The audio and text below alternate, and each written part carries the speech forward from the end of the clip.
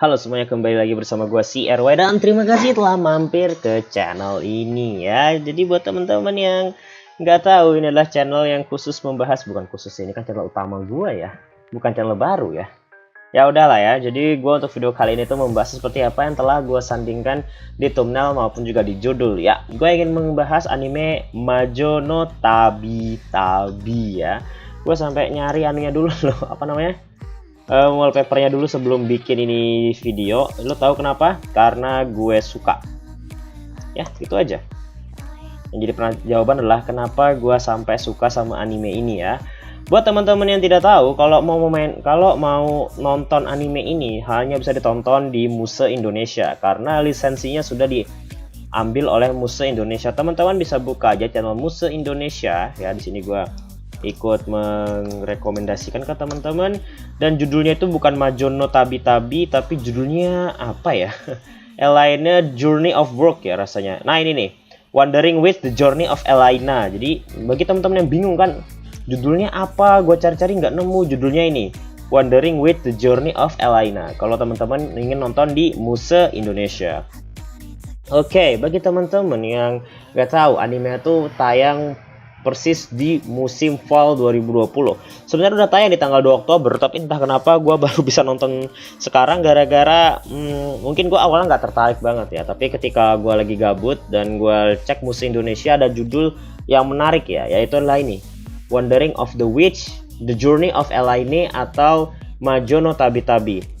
Sesuai dengan judulnya, anime ini jelas bertema Majo alias penyihir wanita ya kan. Kalau kita melihat dari wallpaper yang gue lihat sudah jelas banget kalau dia tuh seorang penyihir karena topinya gede banget, segede gaban gitu ya. Ciri-ciri anime yang ada penyihirnya itu ya karakternya itu ya pakai topi yang gede banget gitu ya, udah kayak payung gitu gedenya. Lantas kenapa gue mengatakan gue suka banget sama anime ini padahal gue menonton episode per 1 itu sederhana banget. Visualisasi yang sangat cantik yang membuat gue nggak bisa berpaling sedetik pun dari yang namanya keindahan dalam karya animasi yang dibuat sempurna tanpa mengindahkan sebuah estetika dan menjelek-jelekan sebuah latar yang lebih indah daripada sebuah pemandangan yang ada di benak manusia gitu loh. Jadi gue jujuran aja ya, selama gue menonton episode satunya itu, hal yang pertama kali gue tonton itu bukanlah gue ingin memahami jalan cerita, tapi kenapa kekuatan visualnya itu begitu dalam gitu ya. Gue nggak bilang ini bagus banget, nggak bilang ini wah banget, Ufotable lewat, bonus lewat, Madhouse lewat, bukan.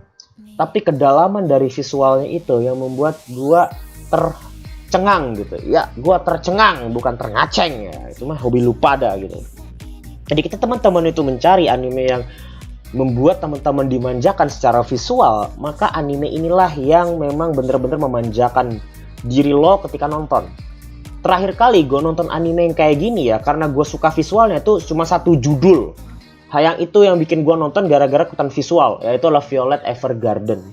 Lalu gue kembali mendapatkan anime dengan kekuatan visual dengan judul Majo no Tabi Tabi. The Witch apa ya? The Witch apa tadi? Elaine, yang penting The Journey of Elaine, petualangan Elaine. Jadi karakter di sini tuh bernama Elaine.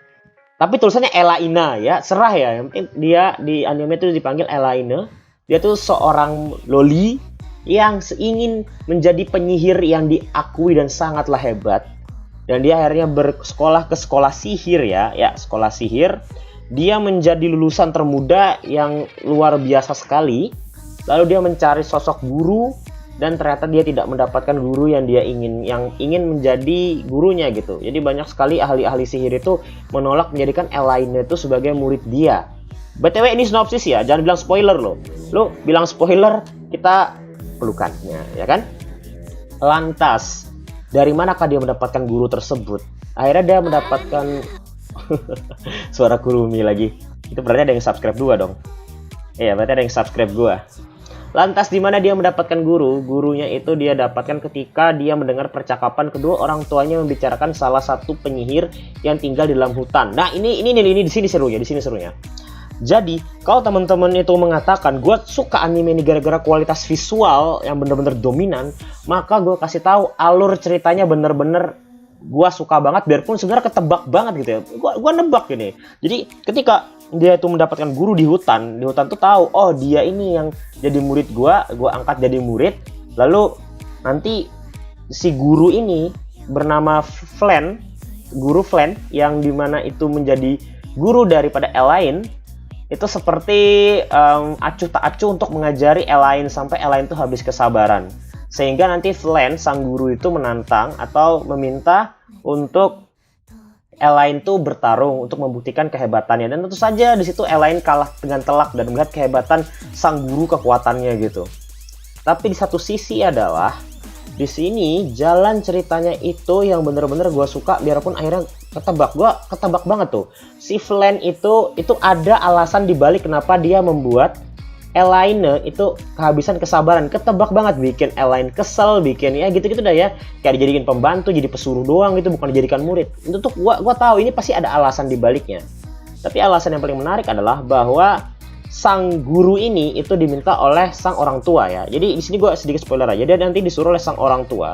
Nah, orang tuanya ini nggak ngasih alasan yang konkret kenapa dia meminta seorang penyihir untuk menjadi guru dari anaknya tersebut. Yang bisa gue tebak adalah ini karena sang ayah itu masih ragu untuk memilih guru lain gitu. Jadi dia tuh memilih seorang ahli sihir yang bener-bener cocok dan dia bener-bener kenal. Makanya dipilihlah guru Flan ini untuk menjadi guru dari anaknya.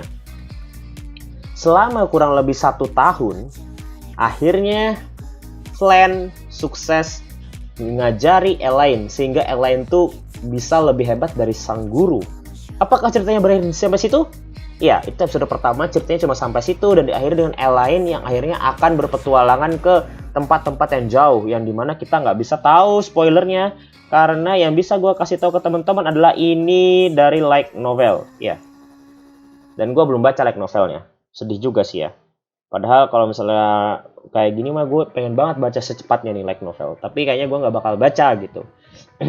Karena yang gue dapetin adalah anime ini tuh memang kuat di kekuatan visual gitu ya.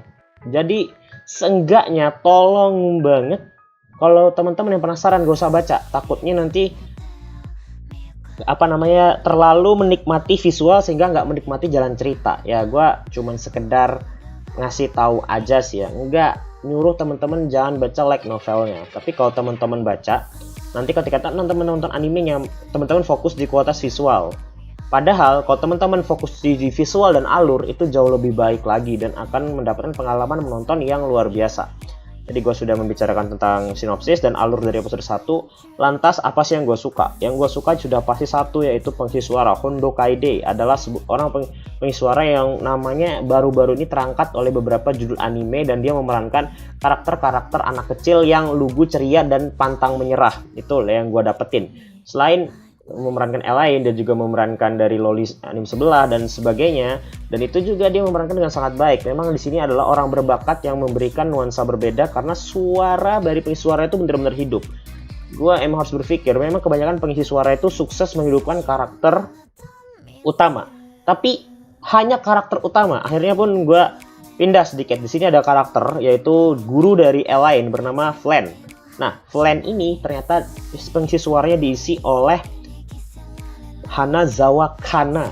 Yap, gue langsung sadar ketika dia pertama kali ngomong. Gue nggak bisa mengenalin suara dari seiyu favorit gue selain istri gue sendiri, yaitu Sora Amamiya, yaitu Hanazawa Kana. Suara Hanazawa Kana itu begitu memorable karena gue suka banget dengan Kosaki Onodera yang pengisi suaranya sama banget, bukan sama banget lagi, emang iya orangnya sama. Jadi sini adalah suara Hanazawa Kana itu memberikan yang namanya itu adalah sedikit keseruan dalam bentuk telinga teman-teman. Ya, suaranya tuh sangat lembut sehingga membuat gue tuh nggak berpikir dia karakter yang jahat, biarpun sebenarnya desain karakternya itu memang kurang cocok dengan kriteria Hanazawa Kana ya. Biasanya Hanazawa Kana tuh memerankan karakter yang lucu-lucu dan pemalu-pemalu gitu, bukan karakter-karakter yang model ara-ara seperti MILF maupun Onesan gitu ya. Tapi emang banyak sih gue lihat anime-animenya yang memang karakternya ara-ara maupun Onesan ya. Tapi gue lebih suka kalau dia memerankan karakter yang pemalu macam Kosaki Onodera. Lantas apakah dua itu aja? Itu saja bukan. Pengisi suara emang jos, visual jos, alur ketebak, tapi emang membuat kita suka. Yang keempat ini mungkin yang jadi kemampuan teman-teman, yaitu adalah musik ya. Mungkin kebanyakan teman-teman tuh berpikir kalau anime Slice of Life itu kurang di musik, dan anime yang bener-bener kuat di musik itu rata-rata bergenre action ya. Ya, gue sudah banyak menonton anime-anime genre action, dan memang yang terbaik yang bisa gue kasih tahu ke teman-teman tuh hanyalah Shingeki no Kyojin gitu ya. Shingeki no Kyojin tuh memiliki visual musik yang bener-bener kuat banget ya, sampai kita terbawa suasana dari animenya. Dan apakah Majo no Tabi-Tabi ini sesuai ekspektasi teman-teman untuk kualitas dari musiknya? Jawabannya iya, tapi nggak sebagus anime action. Yap, gue mencari anime Slice of Life yang memiliki kuat di background musik yang menarik yang bisa membuat gue terbawa suasana, itu hanyalah Nonon Biori. Kalau teman-teman nggak tahu anime Nonon Biori, silahkan tonton, dan teman-teman akan merasakan bagaimana suasana musik dan juga anime itu bersatu padu, memberikan kesegaran batin yang tentram di hati teman-teman ketika nonton. Itu yang gue rasakan dari anime Majo no Tabi-Tabi, yaitu adalah background musiknya yang bener-bener memberikan gue nuansa yang sangat adem. Gue memang perlu anime-anime adem seperti ini gitu loh, karena kalau anime-anime action tuh bikin kepikiran gitu. Tapi kalau anime-anime adem itu ditonton berapa kali semua nggak masalah gitu. Kalau anime yang bikin penasaran tuh kalau udah ditonton ya udah nggak penasaran lagi gitu kan. Jadi ya gue sebagai wibu menikmatinya ya dengan cara seperti itu. Oke. Sudah berapa lama gue bacot? Ya, oke, 11 menit ya. Berarti gue akhiri videonya sampai di sini ya. Terima kasih buat teman-teman yang nonton. Semoga teman-teman kalau mau nonton, nontonlah di Muse Indonesia. Di sini gue nggak ada endorse atau sponsorin sama sekali, karena gue ingin ngasih tahu teman-teman kalau di Muse Indonesia itu ada. Karena banyak yang nanya, "Bang, ini Majo no Tabi-Tabi kapan rilis?" Bukannya udah rilis ya, kata gue. Dia nggak mau nyari di YouTube, nyarinya di fansub langganan kan, seperti itu. Oke, terima kasih telah menonton semua teman-teman. Kalau ada pertanyaan silahkan tanyakan di komentar. Insya Allah nggak gue bales, tapi gue jadikan konten ya. Itu sekian dari gue, I'm CRY, and see you next time.